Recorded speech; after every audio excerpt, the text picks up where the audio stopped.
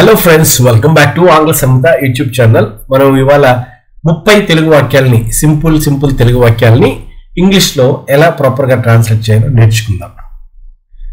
పాయింట్కి రండి. Come to the point. నాతో రండి. Come with me. సిగ్గుపడకండి. Don't be shy or don't feel shy. అతి తెలివి ప్రదర్శించకో.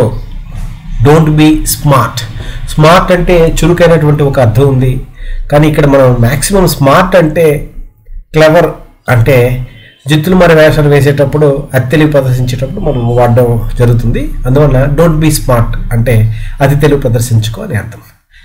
ఈజ్ లుకింగ్ స్మార్ట్ అంటే మంచి హుందాగా కనిపిస్తున్నటువంటి అర్థం కూడా ఉంది. గొడవ పడద్దు. Don't fight. అదే వాదులాడుకోవద్దు అనుకోండి. Don't argue. సైగ చేయకండి. ఏదైనా చెప్పాలనుకుంటే చెప్పండి, సైగ చేయకండి. Don't gesture. అర్థం చేయవద్దు. Don't make a noise. ఇక్కడ చూడండి, రెండు రకాలుగా మనం చెప్పొచ్చు. డోంట్ మేక్ నాయిస్ అంటే శబ్దం చేయవద్దు.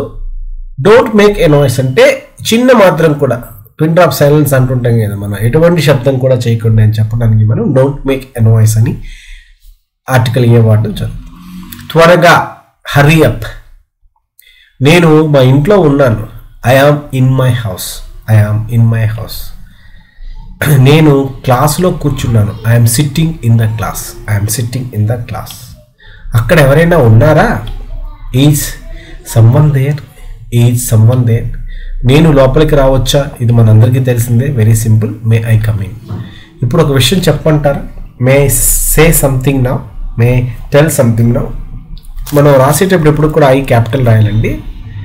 డిజైన్ చేసేటప్పుడు ఈ చిన్న స్మాల్ లెటర్ వచ్చింది, గుర్తుపెట్టుకోండి. అప్పుడు కూడా నేను అనేటువంటి అర్థంలో ఇది క్యాపిటల్ లెటర్ మాత్రమే మనం వాడాలి.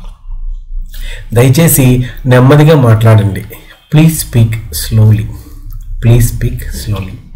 ఆమె అచ్చం నీలాగే ఉంది. She looks like you. కూర్చో, సిట్ డౌన్. నిలబడు, నిల్చో, స్టాండ్ అప్. వెళ్ళాల్సిన అవసరం లేదు. There is no need to go. మేము కోచింగ్కి వెళ్తున్నాం. We are going to coaching. మీకు ఏమి కావాలి? What do you want. అందులో ఆమె తప్పేముంది, లేదా అందులో అతడి తప్పేముంది? What is his fault in it. అందులో నా తప్పేముంది? What is my fault in it. అందులో నీ తప్పేముంది? What is your fault in it. మీరు ఎప్పుడు వచ్చారు? When did you come. మీరు ఎవరు? Who are you. మీరు ఎందుకు నిల్చున్నారు? Why are you standing. ఈ విధంగా మనం ఈ వీడియోలో దైనందిన జీవితంలో వాడేటువంటి 30 సరళమైనటువంటి తెలుగు వాక్యాలని ఇంగ్లీష్లో మనం సింపుల్ లాంగ్వేజ్లో ఎక్స్ప్రెస్ చేయడం జరిగింది. ఏమైనా డౌట్స్ ఉంటే మీరు కామెంట్ బాక్స్లో టైప్ చేయండి. స్పోకెన్ ఇంగ్లీష్ ఈ పర్టికులర్ ప్లేలిస్ట్లో మీకు ఇటువంటి వీడియోస్ అన్నీ దొరుకుతాయి. గ్రామర్ వీడియోస్ కోసం గ్రామర్ ప్లేలిస్ట్ని యాక్సెస్ చేయండి. Please subscribe to Angla Samhita YouTube channel and keep learning English.